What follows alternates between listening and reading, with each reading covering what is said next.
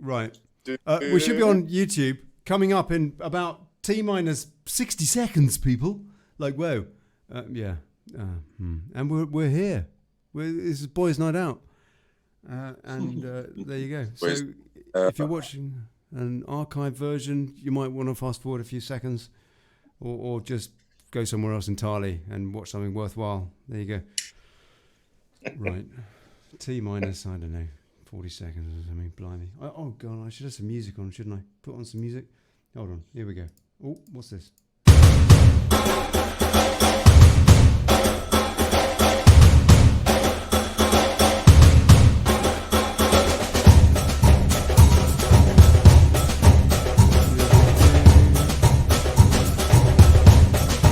What in God's name is that? I don't know.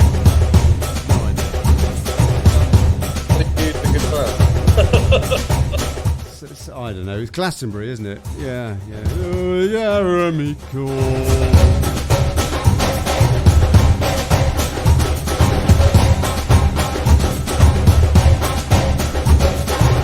I love the green.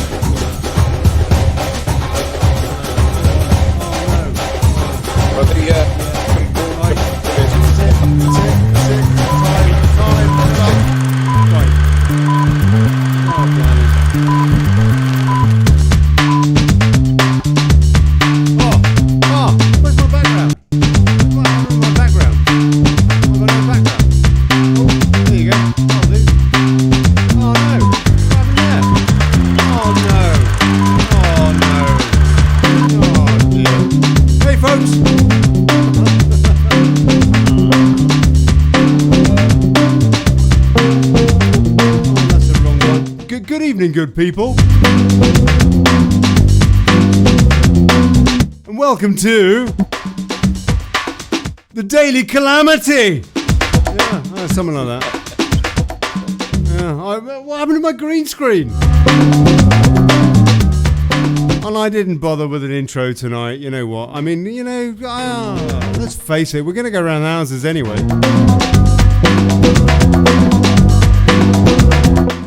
Death by tabloid. Death by tabloid. That was it tonight. I hope you saw the promo. Going out on YouTube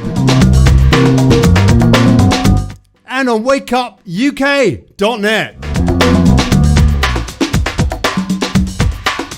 Please share the show. Share the show. Share the bloody show. And here tonight with me are co-conspirators Piers Garnham and Rodders, Viscounts and Davids. Good evening. Evening, Ollie. Good evening. Right. There was a point to this show. What was it? What was it? Death. Media. Death by media, I think. Death by media. Yeah. Right. Somebody died, which isn't very nice. Bless her, and all that. But the fact is, the media is just so cynical about all of it. And it just seems to me is so damn hypocritical. Could you please, maybe Rodders, introduce the show a wee bit whilst I try and work out what the deuce is going on with my green screen, and we'll take it from there. Okay. Well, it's difficult to know where to start with the media. I mean, the media... I'll take a step back. If we take media laws in Germany, for example, there are laws of confidentiality and privacy, same as in France. And if we look in France, there was a journalist that published a photograph of Kate Middleton's whams with a sort of ultra long range lens. That's right. I remember that. Yeah. Anyway, we won't discuss. It was a cold day. And carry on. It was more. Yeah. And obviously very cold. They were a little bit on the kind of like itty bitty side, but she's such a skinny freak. Oh, anyway, now come on. They breastfed two heirs to the realm. And one should be a man of broad tastes. So itty bitty, or rather sort of, melon. Anyway, we'll move on from the breast conversation. The point being, We'll probably get back Germany, to it. if you want utter hypocrisy, in Germany, where a German citizen has his rights of privacy enshrined in law, when I was arrested at Frankfurt Airport and shipped out to Nuremberg prison, Der Spiegel magazine, which is the equivalent of Newsweek, it's meant to be a serious journalistic sort of publication. They did a double-page spread on me, and they published my credit card and the details of my arrest warrant. And it's like, hang on a sec, why does this apply to Germans and not to other EU? I had an EU passport, still have an EU passport at the moment. Can't wait to change it, which will happen this year. But the point is, they gave extraordinary detail of my credit card spending. Apparently I'd spent £5,000 at Purdy, X thousand pounds in Saint-Tropez. It's like, where was my right of bloody confidentiality? What did they put you inside for in Germany? Yeah, you keep getting involved in incarceration. Well, yeah, I can't help it. Trouble is, if you're not trying hard enough, we should all have a prison card. What happens? We might do at this rate. Depends on the outcome of the show. Go on. Well, you know what? Yeah, I want to know is, did you buy an under and over or a side by side from Berlin? No, the gentleman's option. Side by side, by side. I had it made, and it was about £100,000. But which is the standard price. Hold on. For a new gun. Well, single trigger or double trigger? No, single trigger. Purdy don't do selective, and with variable chokes, and with spectacular engraving by a lovely chap called Paul Chung. And my view on life, which I think is our family view, is that if you don't have new things made, actually you put craftsmen out of work. This notion that you make money as a sort of stockbroker at Goldman Sachs, and you go to auction, you buy antique Georgian furniture. Actually, you should have the balls to build your own house, have your own furniture made, which then goes on as an heirloom to your children. And including your guns. And actually, old weapons now are becoming increasingly difficult to proof. So, but aside from that, if you don't order a new gun, the engraver, he's left without a job.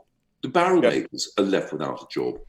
And it was so much fun actually selecting the wood for the stock, and the enthusiasm you get from the staff. And I insisted on going and seeing the factory, which you're invited to do. And you meet the craftsman, and it's like, well, God bless you, sir, for ordering a new gun. And it's funny, as a member of the Purdy Owners Club, there's a slight snob. But aside from that, if you don't, those sort of property developers who go for the cheap auction and buy a second-hand Purdy, or the man who commissions a new gun and has it built, it's like, well, sir, you've done the right thing because you keep us employed. And there it is. I've got some fabulous furniture that was commissioned by my father, by craftsmen in Wales, using wood that was originally planted to commemorate the victory of the Battle of Trafalgar. Wow! So my dining table is made of wood that was blown over in the storm of 1980, whatever it was. You think, well, in actual fact, it's got a bit of history to it, and it's kept a Welsh craftsman in business, and I think that's what people ought to be doing. I mean, what are we going to hand our great grandchildren? What sort of vintage IKEA? Some rather nice habitat, I mean. Yeah, no, quite right. You're creating the heirlooms and the antiques of the future, which is good. You're absolutely right. I mean, we need to keep proper artisans in jobs. We do because there's lots of different trades that are becoming straps. so. Sorry. In jockstraps. Cod pieces. Yes. Do you know what? Exactly. Vintage codpiece. Only used twice.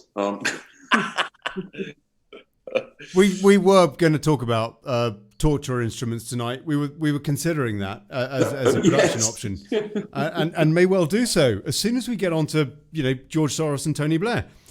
Okay, right. So yes, there was a point to tonight, apart from Rod's incarceration, which is relevant to this, by the way, and Piers.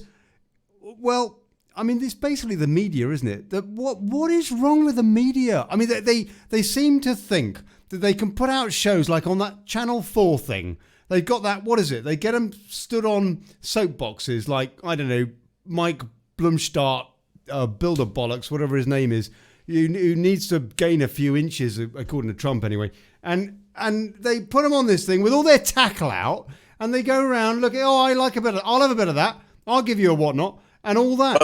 I mean, where is the morality? And then they wonder, they seem to be taking advantage of people that are, frankly, people that they want to make fools of themselves, this kind of Jade Goody type thing. And then, I mean, where is the morality in the modern media? Well, do you know what? Allow me to step in if you don't mind. In old-fashioned media, you would have a proprietor, be it Lord Beaverbrook or whoever the proprietor of the newspaper or the media was. Yeah, and it was their sense of morality and propriety that actually underwrote the Lord Grade. If you think, I tell you what, we could really question everything that you've just said. Well, I hope you do. It's a different kind of morality, no? Or I mean, the bottom line is they can't get away with it now. That whole Savile thing that they got away with for decades, and God knows what they got away with before that. I mean, put it this way: HSBC was set up as a bank that would do what? That was basically there to fund drug dealing for the likes of Queen Victoria, to do a load of Charlie with Albert, and I mean, there's also different ways of looking at this. But the modern media cannot get away with it, no? Well, it does. And who's going to stop it? And the point is, Ollie, is that if we look at social media, you can get away with almost anything unless you're Viscount St Davids, in which case you get 12 weeks in jail for making a joke about Gina Miller. That's right. You did suggest she should be run over by a bus, which a lot of people would concur with. Well, there was a guy recently in the press who was trying to crowdfund her. He did. Take out a hitman on her. Well, there was a crowdfund website where he was trying to raise 10 grand to hire a hitman, and obviously it's a joke. And he's been arrested, and I guarantee you he will not serve a day in jail. He'll be given a suspended sentence and a community service order. Yeah, I'm afraid it was your profile, Rodders, that got you incarcerated. Yeah, well, that's why I stopped shaving. I'm trying to sort of they made you an example of you, no? Yeah. Well, I tell you what was quite funny, though. For thinking what half the nation were thinking. Well, but I love the Press Complaints Commission, which is absolutely sterile. But on this occasion, Gina Miller complained that in an article by Rod Liddell in the Sunday Times, he described a series of Ramonas as monkeys. And there were, I think, 4 or 5 people who were named. The 4 or 5 were of Anglo-Saxon European origin, so light-skinned, as opposed to black, Gina Miller.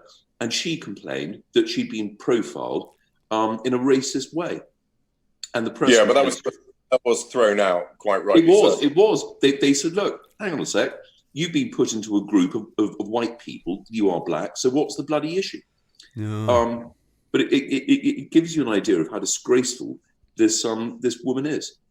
Any opportunity, and unfortunately, it comes onto a further subject, which is the use of certain words in the media, which are... No, don't use them. Don't use them, man.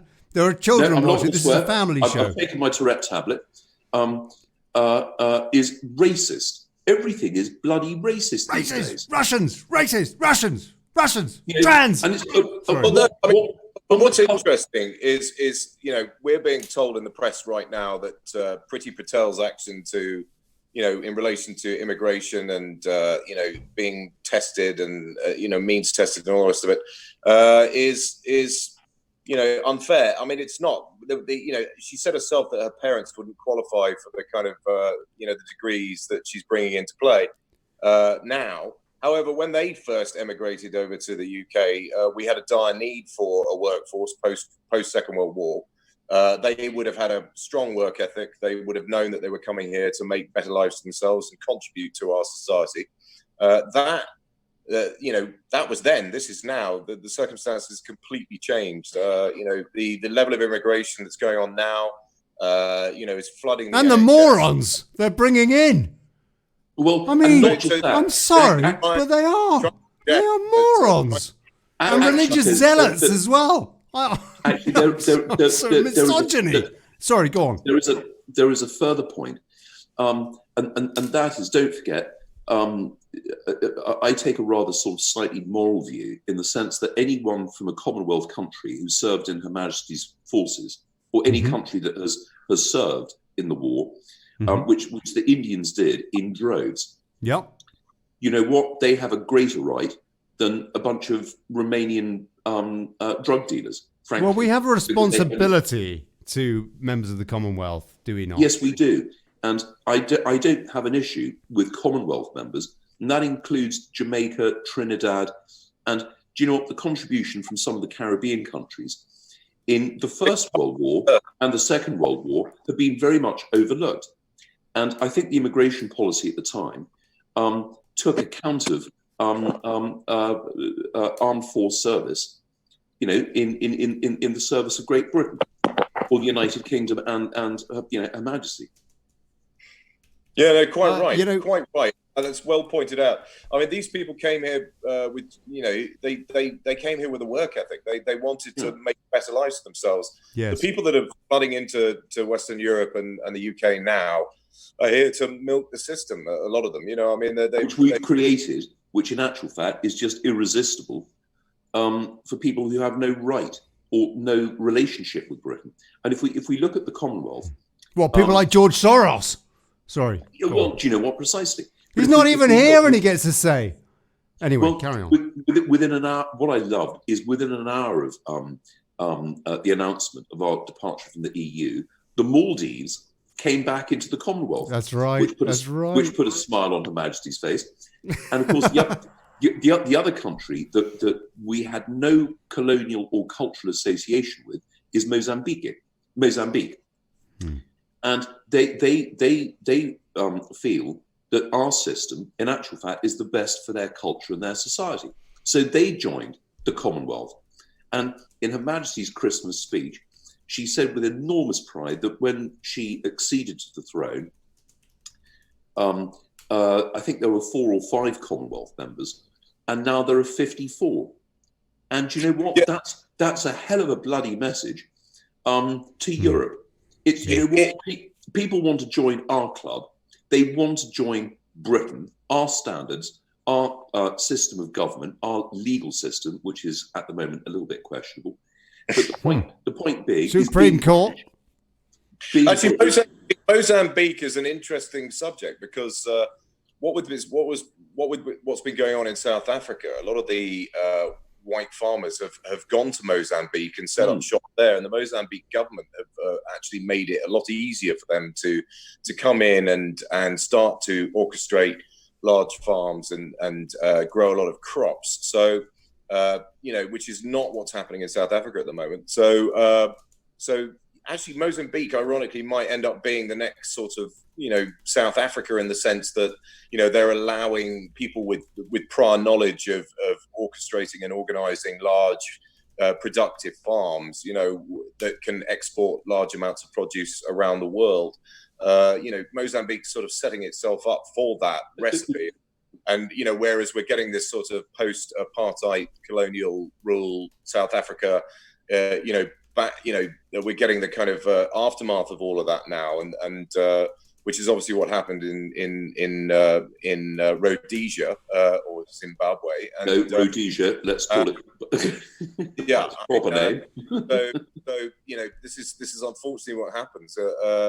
It's interestingly, Mandela was aware of this, and he knew that you needed people with the knowledge and this, the prior knowledge of running these large farms in order to be able to make them work. You can't just sort of hand them over to people who have had no prior experience.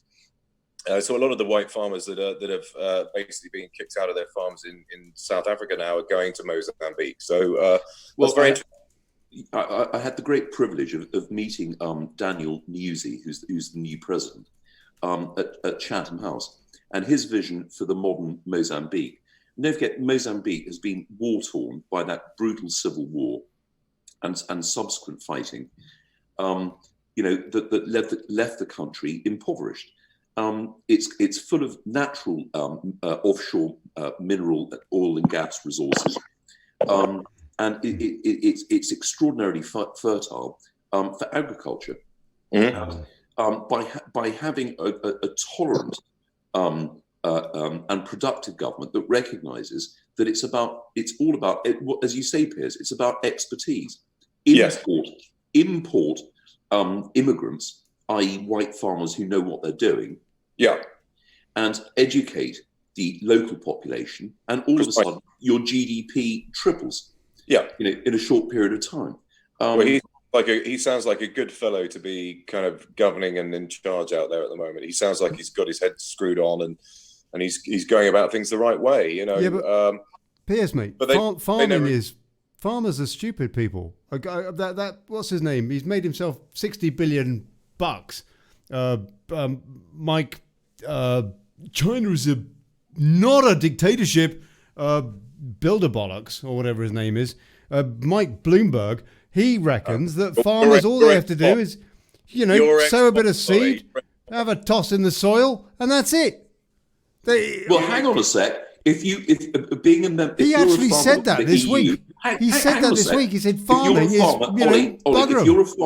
if you're a farmer in the EU with a small holding of 6 acres, which is not commercially viable, you are a financial genius, because you get a set-aside allowance that we used to have to pay for. The point is, coming back to the topic of the evening, the media... Can I just check for one moment? Ollie and Mike Bloomberg, when Ollie was working for Bloomberg Television, there was a blacklist of taxi abuse, and I think Mike Bloomberg was at the top and Ollie was second. What's taxi abuse? I've never heard of this offence before. Yeah, well, that was code for buying cocaine. Let's face it, buying cocaine. I had a prior life. It was a prior life, yeah. It was a prior life. But one of my proudest things to fame, whatnot, is the amount of cocaine that I managed to put on my Bloomberg credit card. I've got to tell you, I haven't done any of that stuff in decades, yeah. But I got to tell you, yeah, Ollie, that Bloomberg, that's admission. that Bloomstart Billions bollocks place or whatever is just a swim fest for cocaine. That's what that sales outfit is. And that's the culture that Mike Bloomberg created. Hold on. I'm going off on a rant here. Only a short rant. Mike Bloomberg, I'm not saying that he's ever done any cocaine whatsoever. I have no, really honest, God's honest people. I have no idea. And really, I wouldn't want a lawsuit from Mr. Bloomberg. But the fact is that Bloomberg company whatnot was an absolute white fest. It was like Christmas every day. It was a white Christmas. Hold it right there, and I'll tell you why. You've now just excluded any possibility of you ever travelling to the US. Oh, you've no! Admitted online that you've taken drugs, and if you look at the little form that you've got to fill out, I was just looking forward to going back. Obama. Have you ever? If you look at the form that you have to fill out for an American visa, have you ever taken drugs? Yeah. Or are you a Nazi? That's the other one, no? And then they've got a fascist who's trying to buy democracy. I mean, come off it. Do you remember standing in Finsbury Square having a spliff before you went and presented live TV at Bloomberg? And I had to go back to the office and I was so stoned I couldn't do anything for the rest of the afternoon. And you went and presented live television. There wasn't much time during my tenure at Bloomberg that I wasn't stoned, to be honest. It's thanks to people like you. There's been no trade in the FTSE 100. Yeah, no, that's right. We built that company up, and it's worth God knows what sort of an amount of money. And I got to tell you, Mike Bloomberg is a brilliant businessman, a brilliant businessman. but as a politician, he sucks. He absolutely sucks. How can you just try and buy democracy? Is he crazy? I mean, like running with Hillary. He's an egomaniac. What is he trying to do running with Hillary Clinton? I mean, surely she's public enemy number one. I mean, like, why would he want to run with the devil incarnate? You know, I mean, I don't get it. You know, well, she did get quite a few votes in the last election. I think the public, I mean, libertarians have always baffled me. Because they're the least liberal people on the planet. But the point being is you've still got this. He can't run against Trump if he wants to become president. He can't run against Trump. Trump, I think, has got it in the bag. So who's he going to run with? Someone who almost half the American population voted for. You know, so he's running with a known horse that has gone through the Grand National. She is a bit of a horse. She is a bit of a horse. She is a bit of a horse. Look, okay, right. So why does the media not call out, for example, that ticket there, like one bloke who is the very definition of fascism, you know, business, political, collusion. He's trying to buy an election. He's trying to buy the presidency, for crying out loud. And then he's running. You're right. That horse, Hillary Rodham or whatever. I mean, she was getting money from the Saudis and from Qatar, who were both backing ISIS when she was Secretary of State. I mean, if there's such a thing in the United States called the Logan Act, yeah, that is all illegal. That kind of foreign interference. Where is the media scrutiny? Which is, by the way, the reason that we're on the air tonight, guys. Because because Ollie, the media has been consolidated principally by that bloody horrible man, Rupert Murdoch, and who, in the old days, being a correspondent for a newspaper, actually was a legitimate sort of profession. It was considered respectable. And people reported the news. The accuracy of what you reported basically was your entire reputation. Opinion was reserved for the editorial section of the newspaper, be it the Sunday Times or the Guardian or whichever, blah, blah, blah. And unfortunately, we bred, with the expansion of media platforms, we bred a generation of people who want to express themselves as journalists. And the news is now mocked up with editorial. They're not journalists, are they? There's no journalism. They're not. No, very little. The point is there is no sense of proprietorship over the media platforms. It's whatever sells. You know, as soon as someone gets their whams out, bingo. Put it. Yeah, but there are lots of D notices slapped on them every day, and no, Piers, that is not true. And let's be very clear what a D notice is.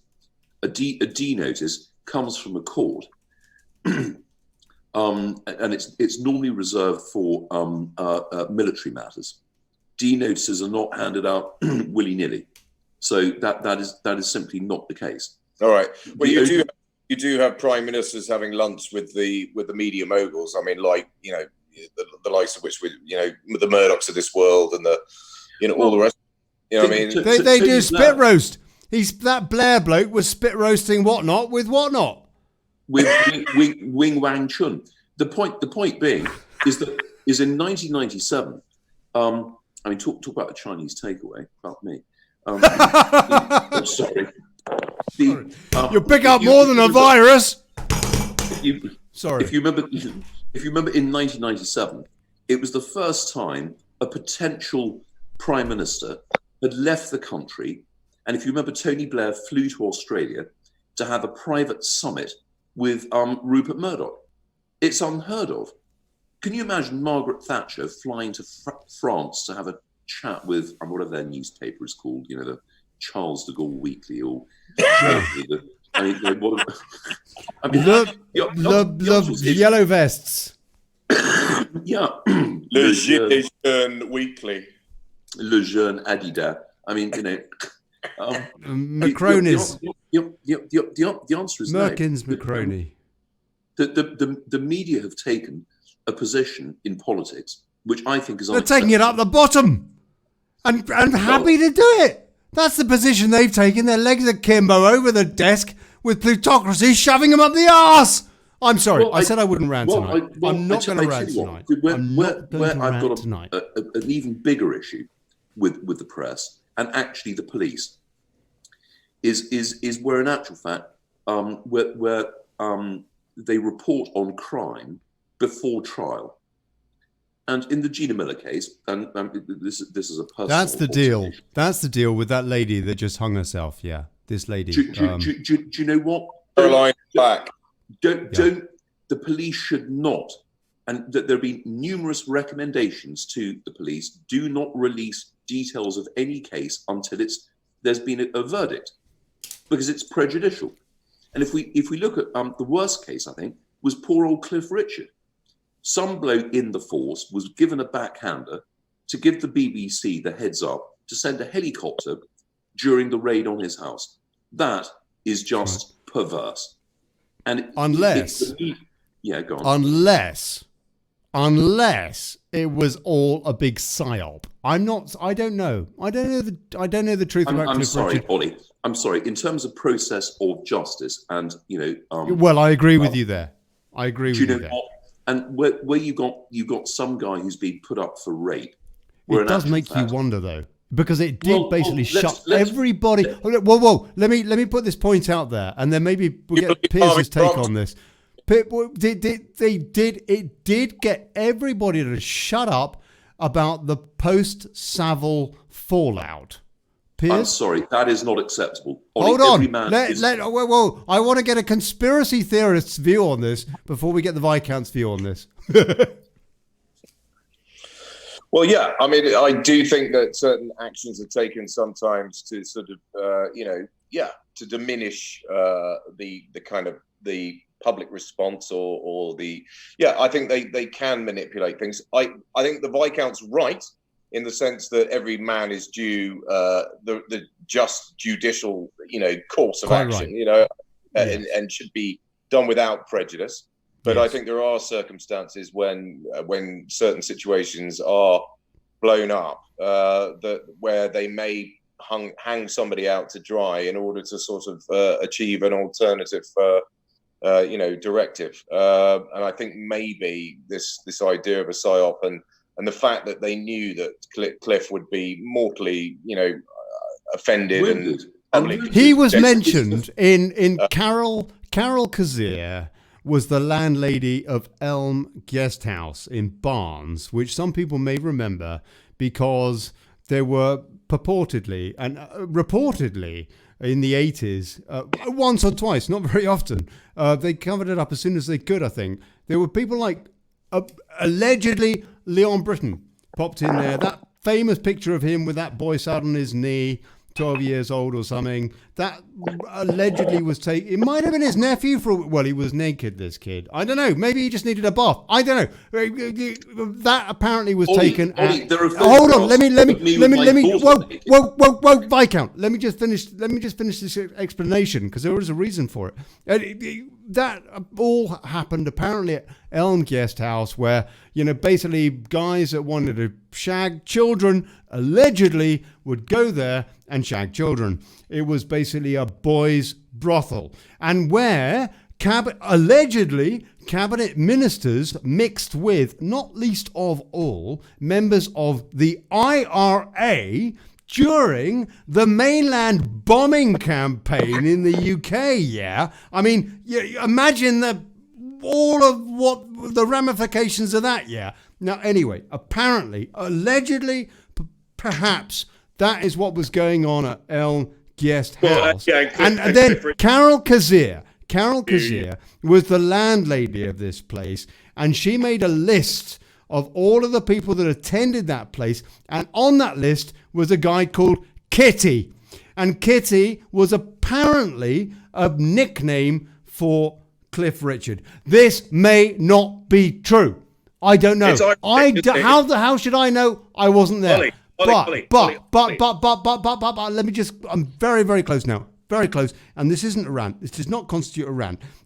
It does appear, there is a possibility that this whole Cliff Richard thing with the helicopter from the BBC and all that stuff was basically thrown out of all proportion in order to make it impossible for there to be a fair trial. And therefore the whole thing would be thrown out, and the media would be able to get up in unison and say, enough of all this VIP pedo stuff. No. Okay. I don't know.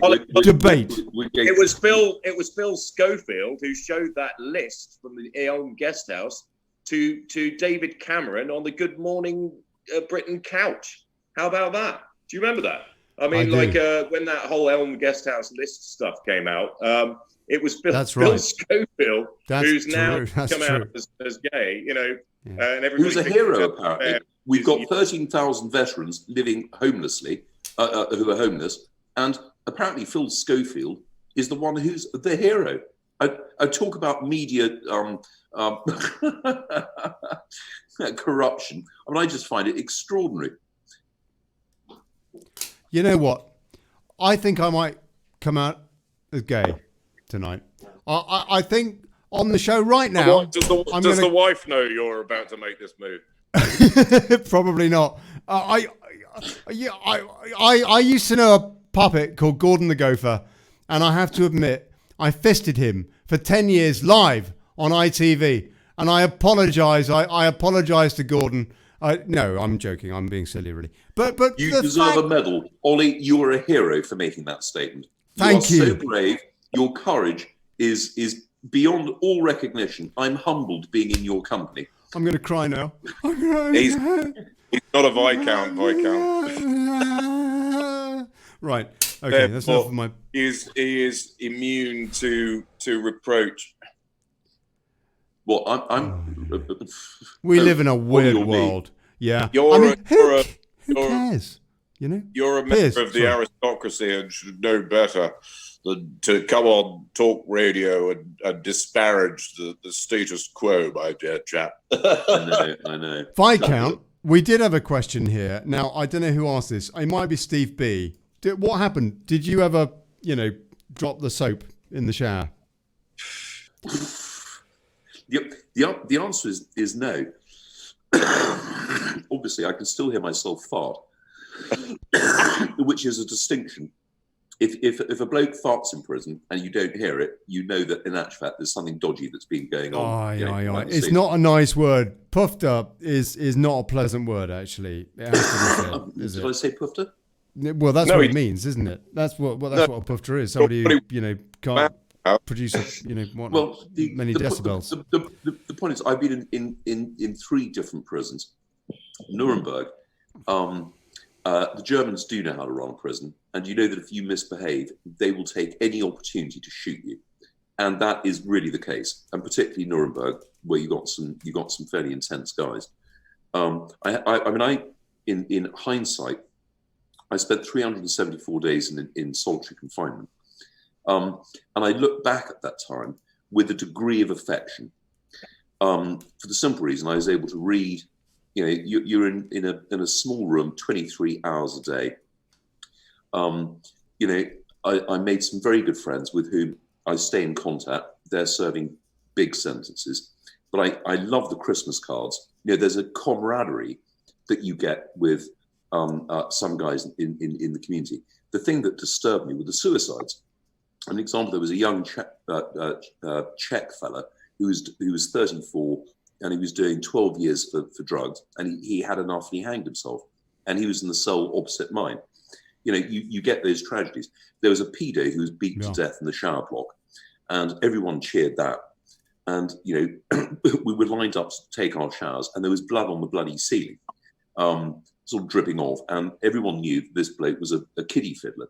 And we thought, well, that was rough justice.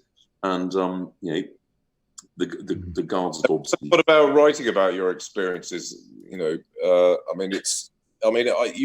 such a catalogue of stories. I've spent a few minutes talking to you when we're not online, and some of the stories that you've regaled me with are worthy of writing down. I mean, literally, if there's a dearth of good scripts out there, they should just I mean, if there are any script writers listening to this broadcast, they should go and speak to the Viscount, because he's Run a literally mile, else you'll end up inside for run life. a mile material for the year to come. But my time in Wandsworth prison, I was, and coming back to the media, I was described by the media as the aristocratic racist. And that's why I was received at Wandsworth by the deputy governor. He said, we're going to put you in segregation. And segregation is E1 block, which is where all the naughty boys go, where you are in solitary confinement, and it's for your own protection. Because the prison population across the UK, but it's higher in Wandsworth, is made up of ethnic minorities. And, it is entirely possible that, you could be knifed, or someone's going to have a real go at you. Or turned into a terrorist, machete-wielding bloke to be let out by, I don't know, Tory government here or there, so that you can kill a few decent people. Well, they didn't obviously want me to become a Muslim, Islamic, radical. Why not? Radicalized. You look great in a burqa. You look sexy in a hijab, whatnot. Well, and by the way, I mean, look at that. When did you last have a shave? You probably should be wearing a burqa. I'm trying to look like a Mexican bandit, actually. I'm going to cast. Well, he is Chilean. He's half Chilean, for crying out. I tell you, he's a foreigner too. You know what I mean? My mother is a first-generation immigrant, and I brought this up in my trial. Regina Miller. We're not racist on the show. We even put up with Chilean immigrants. Do you know what precisely? Yeah. a free for all. And when I was admitted to HMP Thameside, Piers is Welsh and Italian. When another story. I'm the only one here that should be, and I'm in Spain. And you're in Spain. When I was admitted to Thameside, having gone through the admission procedure, we were put into a sort of holding room where there was a television, and the BBC. I thought, I'd put my head down and just try and be relatively anonymous. And all of a sudden, newsflash from the BBC: Lord St David's abandons his appeal. The racist Lord. They gave you a newsflash. Yeah. And of course, you're sure it wasn't just Schofield flashing at you? No, it was the BBC, and one of the guys in the room said, "Oi, that's him over there." And I thought, well, that's my camouflage abandoned. It's like, yeah, it's me. All right, any questions you have for me? And I was fully prepared to go hammer and tongs, because I thought that's what was going to happen. And in actual fact, I didn't have a problem at all. The black guys on the servery where they serve the food. The carvery. Yeah, the Toby Jugs carvery. It would be like, oh, it's the racist peer. Don't give him anything burnt because he doesn't like anything which is off-white. And it was an absolute bloody joke. But the media, in actual fact, were very irresponsible. I was not convicted on the basis of anything that was racist. But because it was Gina Miller, who is black. Gina Singh. Is she what is she, half caste or what? I know she's a big part Kenyan. No, she's not. She's from Guyana. Guyana, right. Is she entirely from Guyana, or I don't know? I've got no idea. I know that she's an idiot and a moron, but I don't know any more than that, really. If you look at the heritage of Guyana, you've got a big indigenous population who are Guyanese, who are basically sort of forest Indians. You've then got a big Chinese population, and then a lot of Indians, which is where, and there's a clue in the name, Gina Singh, or Singe, or however you pronounce it. Her father was the Attorney General on a salary of $25,000 a year, and somehow, amazingly, he found the money to pay for her public school fees at Rodin. Rodin? She went to Rodin. She went to Rhodey. Now, the thing is, Go on on. 25 grand Gosh. a year, in Right. dollars, USD, you cannot afford Rhodey, which is not, it's not unsurprising. So in other words, they were a corrupt family. This is the insinuation, not necessarily the truth, because we the can all answer be is, totally I think he fake. was investigated 3 times for corruption by his political opponents. Oh, there's a And clue. there you go. But then Trump's been investigated.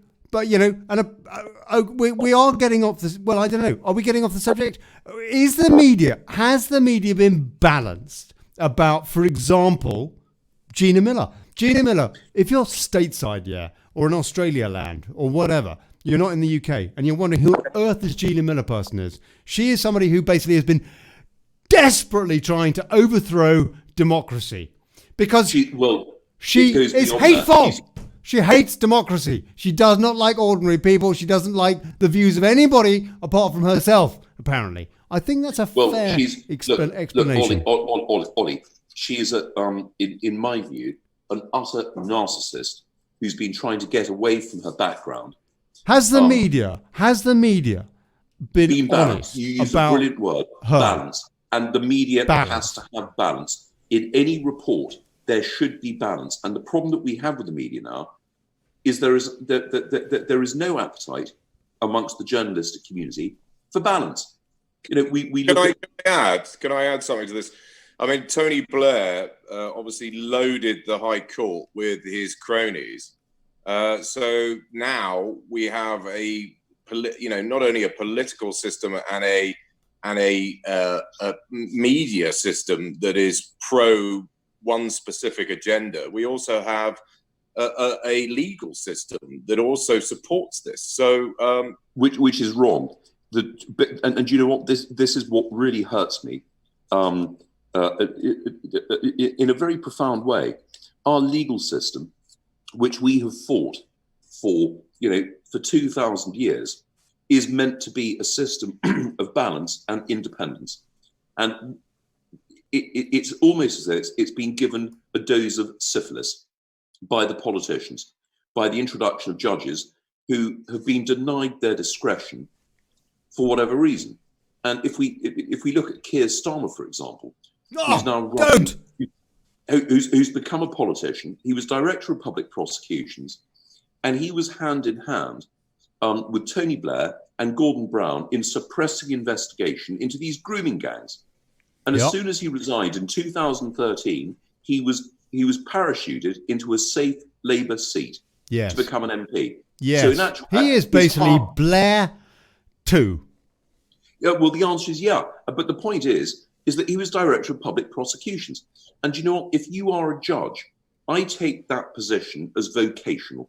It's almost like being a priest. And let's not have too many jokes about the minority priests who've strayed.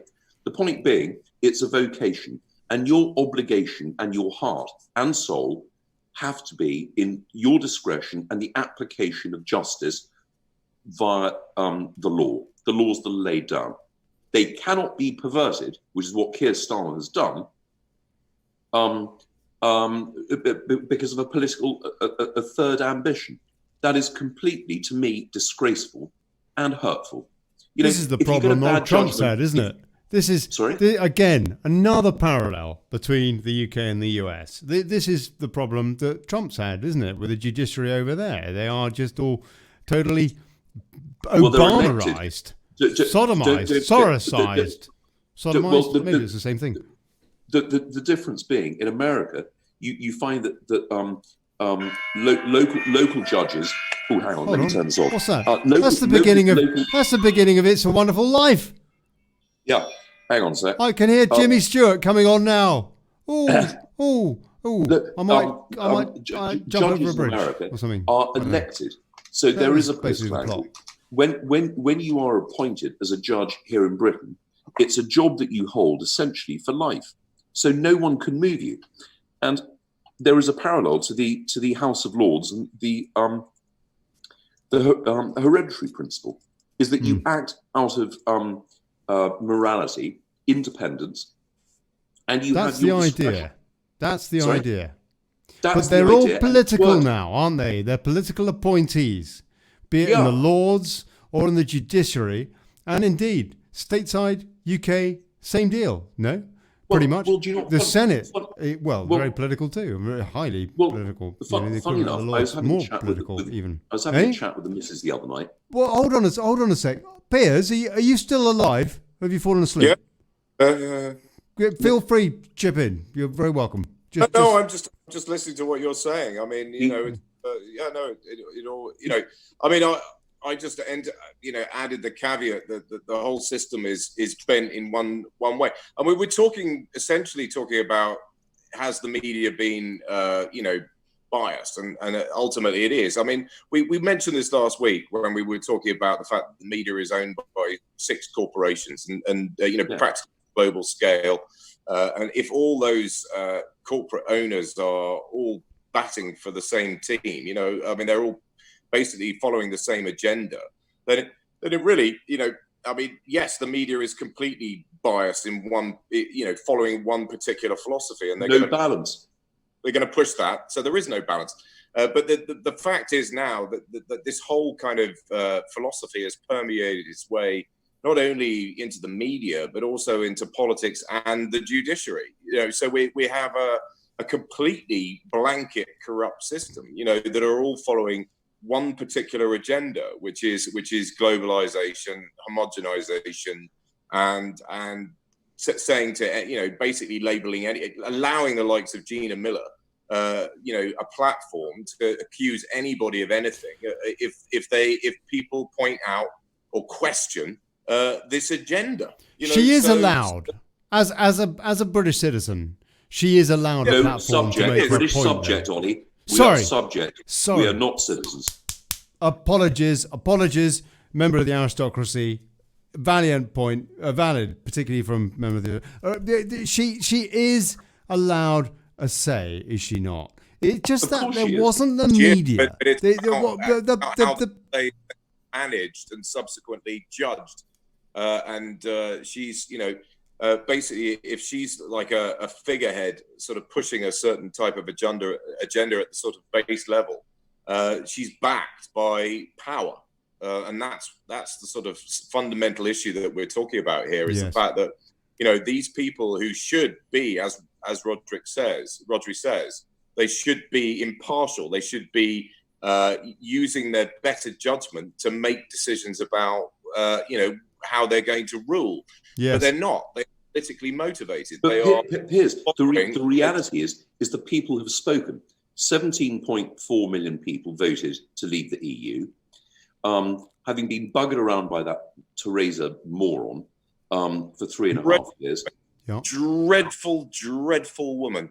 Awful. Yeah, absolutely. Yes, the point we all detest her. Ultimately, given enough time, the democratic vote will win. Otherwise, you end up in civil war. The election result, and if you remember the election special that we had, it was astonishing as the results came in from the red wall in the north being battered down, resulting in a workable majority. And Ollie, if you can remember when, as we had, who's that old guy who was delightful, who was reading Dimblebottom. Oh, Charles. Oh, you're talking about election night, not referendum night. Yeah. No, Charles Edward Spencer. God bless him. He's there on Wake Up UK right now. God bless you, Charles. We love you. What? We love you. He was fantastic. And the result from Sunderland is this, and blah blah blah. And it's like, well, it was absolutely brilliant. The point is that the democratic vote will out. Gina Miller is entitled to her point of view. I resented the fact that as a first-generation immigrant, she wasn't. That's another thing again.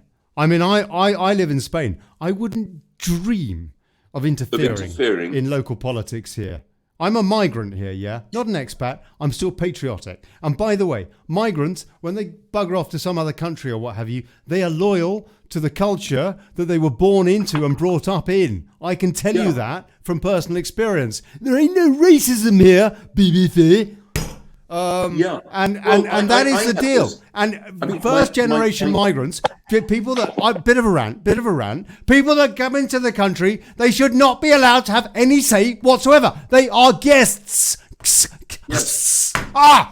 Yes. Yes. And I by agree the with way, no, that's it. That's it, really. That's it. I mean, Yeah, that's it. my mother is a first generation immigrant from Chile when she married my father. Yeah. They shouldn't let you have any say either. Well, Maybe a half a bit. say. Half I a get say. half a vote then. Yeah, half a say. Okay. Do you know what? I'm happy with that. But I've got a question for both of you. How would you reform the House of Lords? What would your proposal be, given that they've been the House of Lords the hereditaries have been cut down to 92, and it's not that I have a personal bias, but from personal experience, the hereditaries actually provided a phenomenal independence because of the way they did. The system, it either, I don't know how it can be reformed now. It's a good question. So thoroughly corrupted that I think maybe it needs to just be done away with. Unless you need a second chamber, so you've got to consider the backup. Just abolishing the House of Lords is not the sole option. You have to have something to replace it. What do you do then? I mean, you can't unennoble the ennobled. I mean, Blair spent years ramming that chamber full of his cronies, and so did David Cameron. And so did David Cameron. But we're still massively outnumbered in terms of the philosophy that we're talking about. Most of them are massively pro-EU. You can't get anything through the Lords. Yeah, I agree. I mean, so it's very, very imbalanced chamber.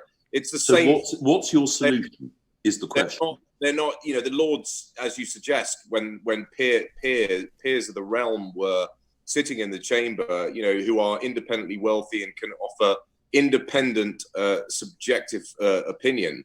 It's not like that anymore. It's all being politicized. These people are being ennobled. What's the solution, Piers? Piers, what is your solution? No, it's an extremely difficult thing. I think maybe the only way we can do it is if, because the whole thing's become so politicized and people have such strong they're taking such a sort of strong political, because there's an overriding philosophy in play, namely being members of the EU and globalization or not. Maybe we've got to find a way of sort of trying to balance the chamber. So what's the solution, Piers? I honestly don't know. Okay. That is Ollie? a difficult question to which I do not have the answer. Ollie, if I can chuck the ball over to you. Yes. Oh, thank you. Whoa. Yeah, I'll tell you what, I need a pee so badly. I really need a pee. I'm just trying to work out how I can go another 20 minutes without pissing myself. But you know what? The question, the answer to your question is I do not know.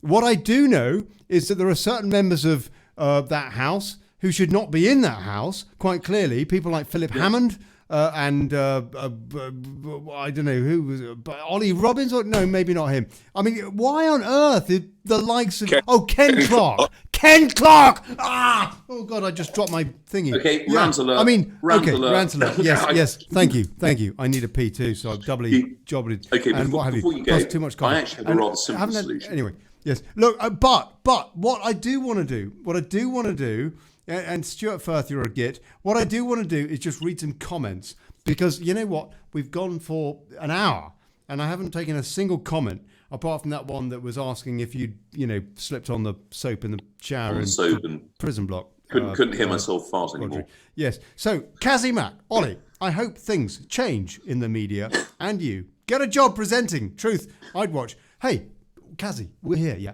All you need to do is share the show. Oh, hold on. We've got 40 people watching the show. We are not going to change the world when only 40 people are watching. For crying out loud, share the bloody... Right, okay. Steve B. That's what YouTube telling you are watching. I mean, they true. Yes. I did notice, actually, that last week's show, I had a little look at the numbers who had visited the page and potentially watched it, was in the hundreds, and then I looked again a couple of days later and it was under 100. So clearly YouTube they are buggering about. Fiddling with the figures, We do this. Am I correct in thinking, though, Piers, Rodders, we do this out of love, no? The answer is yes. You're not paying us, so I mean, yeah, we're here just to sort of. I'm not getting paid either. On the masses of the day. I mean, we're just three guys with our own opinions.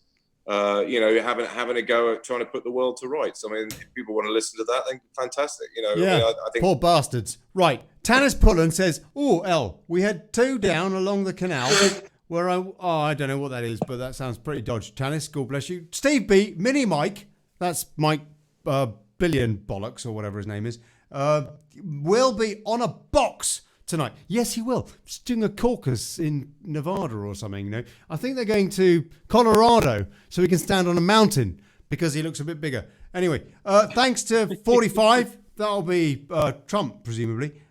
Best to us, President Mini is damned if he basically, let's face it, Bloomberg's a tosser. I won't use that word. Helen Lasky Smith, God bless you, darling. What did you not say, Ollie? Love L. I've got no idea what that refers to. Steve B. Bloomberg is not stupid, but also not presidential. Name a previous mayor that has. I just want to point out. Boris Johnson. Yes. Good report. Sorry. I just want to point out. Bloomberg bought his 3rd term as New York mayor. He changed the law so that he could run for a 3rd term and take a 3rd term as New York mayor because it was 2008, it was the financial crisis, and I'm the only one. Oh, China's not a dictatorship. I'm the only one. China's not a dictatorship. I'm the only one that can sort this out. And then guess what he does? After that, he changes the law back so that nobody else can have a 3rd shot as well. Anyway, never mind that. But basically, the guy is all that. Kazimak, Ollie, I hope things change in the media and you I already had that. Blimey. Now these have kicked out, so I need to change that and what have you. Carry on, guys. I need to change onto cans. You need to go for a pee. Yeah. I will. Do you want to leave in charge while you go for a slash? Yeah. Oh, I need to pee. Do you want to go for a pee, Ollie? I think we can hold the fort while you go for a pee. Hello, are you there? Yeah, back. Do you want to go for a slash? We can hold the fort while you go for a slash. Oh yes, do that, Piers. God bless you, mate. Thank you. You can tell Piers is my oldest friend. He understands, and I've never once I'll talk you through anything to do with Gordon the Gopher. Right. I'll talk you through my artwork. At home. Oh yes. Oh, tell us about the aliens. Here we have the Last Supper. You Piers, if you don't mind me saying, I hope this demonstration, you are the straight version of Brian Sewell. so talk us through the artwork. Okay. I mean, how do I make? Hold on, I'm going to have to hold this up to. There we go. It looks like the Last Supper. That's my light version of the Last Supper. With all the 12 disciples replaced with our little green friends. And the big J in the middle, having dinner with them all. The nice UFO parked outside the back, waiting to take. And Piers, you painted these? I did. Look, yeah. There's my name in the corner.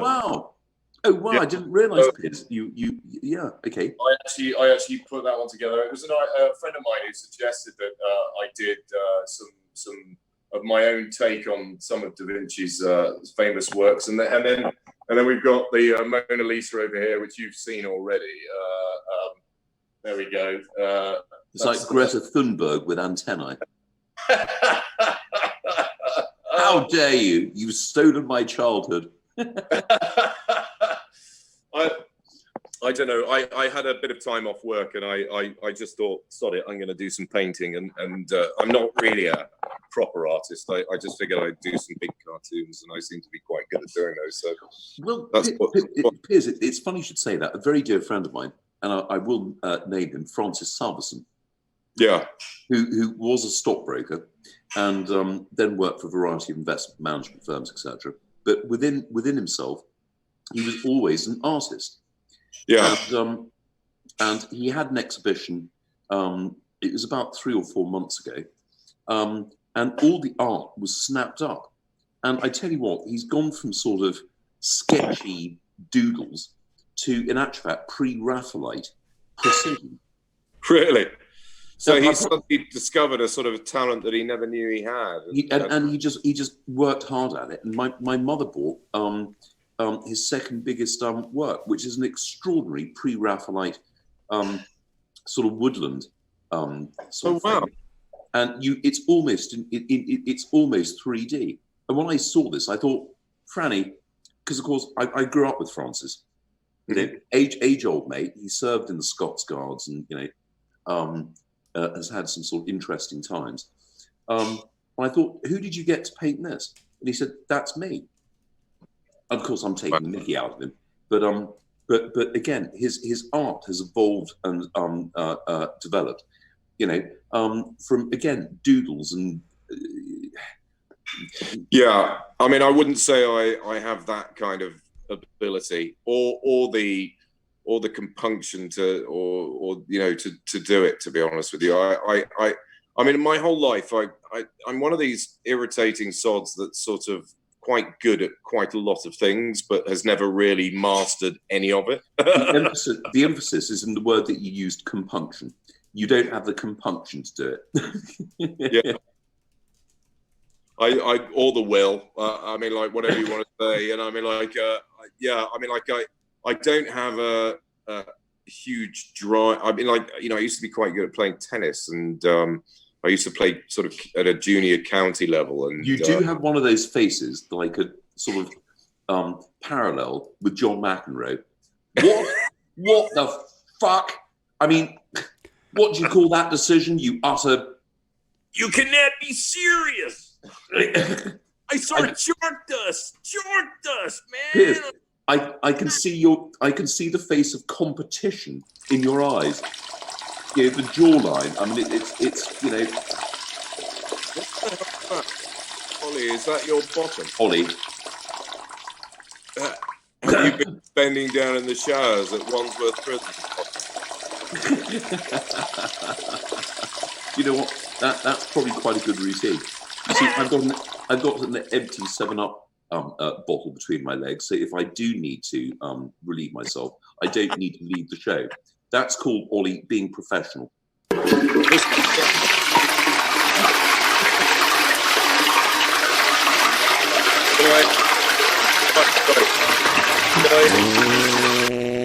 Spanish girlfriend. This is Noelia. Noelia? Noelia, yeah. Oh, Noelia, you are a honey. Hello. I say, go on. Here we go. We're getting rude now. No. Yeah, this is the rude bit of the show coming up. We've got 10 minutes, guys. 9, actually. 10 minutes? God, how long's the show? Is it an hour and a half tonight or something? An hour 15. An hour and 15. Yeah. Anyway, that was Noelia. She's patiently waiting for me while we talk on the radio. Oh, yeah. Okay. Yeah, she's a Spanish bird, isn't she? Saying take our time. So she's my solution for the House of Lords, I think, in actual fact, is quite logical and simple. What we do is we, the collective we, decide how many lords are workable. That's a good start. Yes, and how many? 1 per constituency tops. No, in fact, half that. Well, do you know you can halve that? And at the moment, there's 850. Oh Christ, and a few. You've got 92 hereditaries, but if we take life, the biggest problem is with the lifers. And what you do is you apply exactly the same election routine that eroded the hereditaries. So the life peers have to vote for their fellow life peers, whether you're a crossbencher, you're Labour or Conservative. So, and that's how effectively you do it. Because in actual fact, that sort of worked for the hereditaries. Most of the hereditaries who sit at the moment are fit for purpose and fit for the job. And it's like, okay, that's how you wanted to erode the hereditaries. That's how we erode the lifers who are completely bloody useless. Wait, hold on a sec. You're not talking about the hereditaries here, yeah? You're talking about the problem in the Lords, surely, is the political cronies. Well, hang on. Who are all pro-EU, by the way. No surprise there. Okay, no, Ollie, hold it there. The only practical solution is to get the life peers to vote amongst themselves as to those who will remain. And there will be cronyism. You can't avoid that. Yeah, you're always going to have a bit. But at the moment, it's about, well, by far the majority, 80% cronyism? Well, the answer is yes. But how do you reduce it on a practical scale and reform the House of Lords? You could abolish it and then come up with maybe you're right. There should be the same number of lords as there are MPs, one lord per constituency. For 850 lords, then that's just absurd. You know, I mean, it should be balanced in both houses. We should have 650 MPs and 650 lords. Well, so off like 200 of the, the work straight off.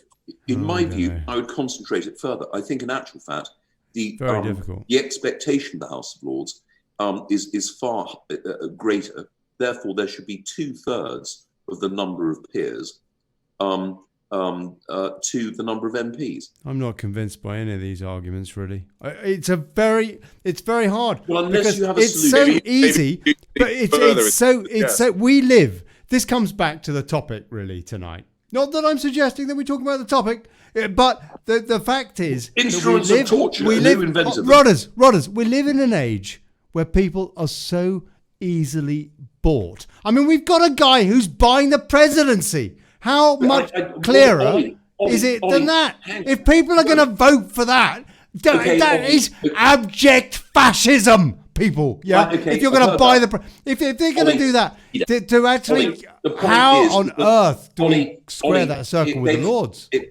It begs the question why people it's so nearly easy at a rant there. Nearly at a rant. I'm aware. I've given up ranting for Lent. Please, Rodders. Because people are bloody lazy.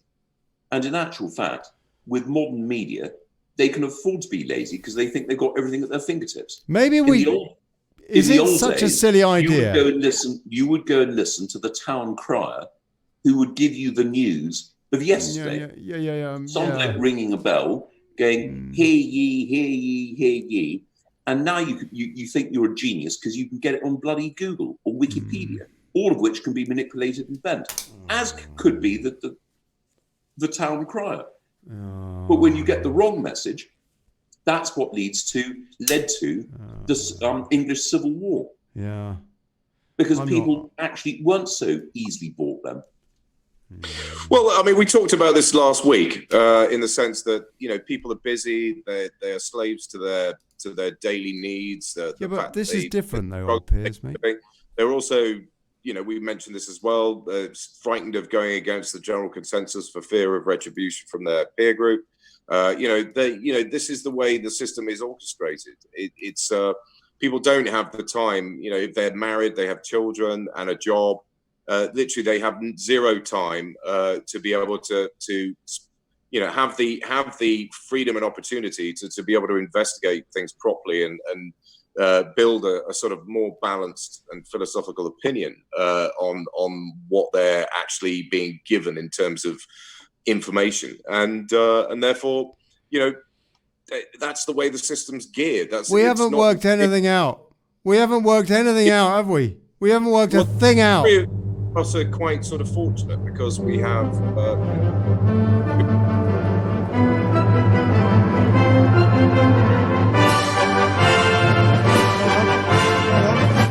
Piers, carry on. Well, no, I mean, it's been a pleasure as always. I always enjoy talking to the pair of you. You're such an old git. I love you, man. Likewise, Piers. You're the only one of my old friends that I like. All the rest are morons. Piers is the only one who actually is worth talking to. And old Rodders, well, he's a laugh, isn't he? But I only met him recently, but he's a nice bloke. I tell you, he's much nicer than any of my old mates, apart from Piers.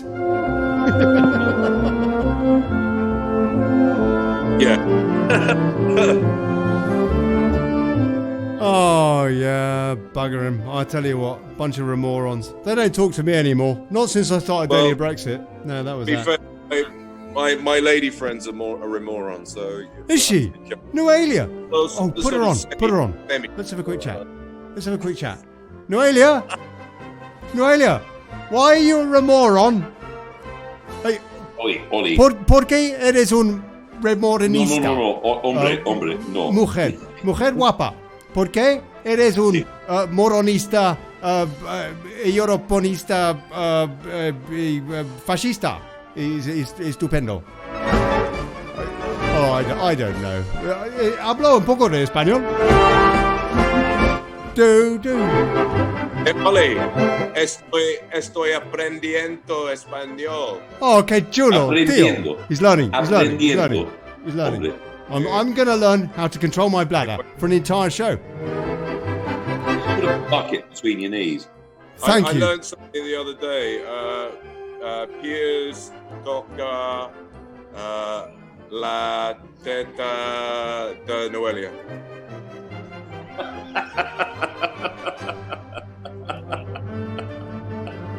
I'll leave that. What did you learn? Me cago en la leche. Noelia, me cago en la leche. I shit in the milk. I'm getting cushion. So I better not speak anymore. Piers, that long chat since you that. Rodders, Sorry. come on. Do the whatnot.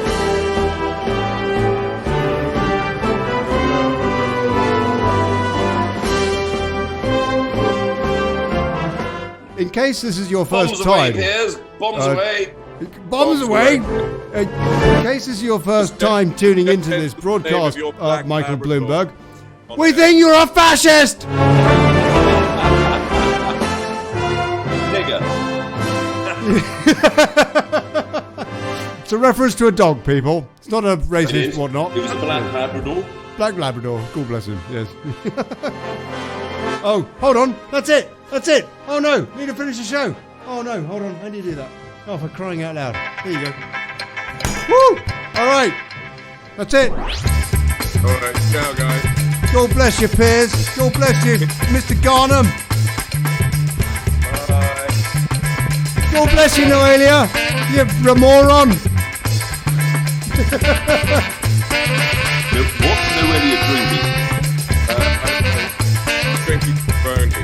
She's drinking brandy. God bless you, Rodders. You damn bless you, Ollie. buster. Noelia, eres muy guapísima. Muy guapísima. Hold on, how do I do that? How do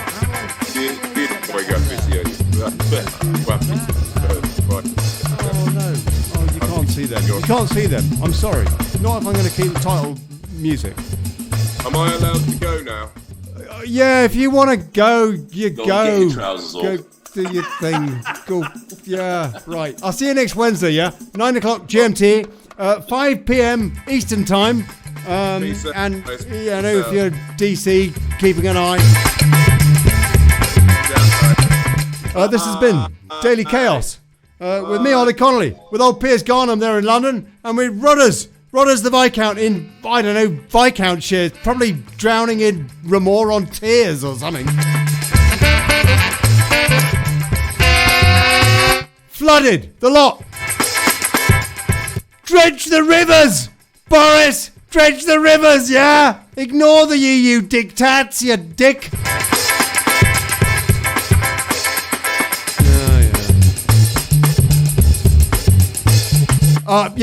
Bloomstar actually deigned to debate tonight, yeah? So about, 4 or 5 hours from now on, CNN. What is that? Clinton News Network. You can check that out. That'll be a laugh. Bernie and Bloomberg. Bernie's an independent for crying out loud. Bernie whatnot.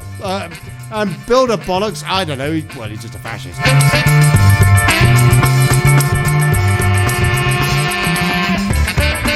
See you next Wednesday, people. Maybe before. You never know.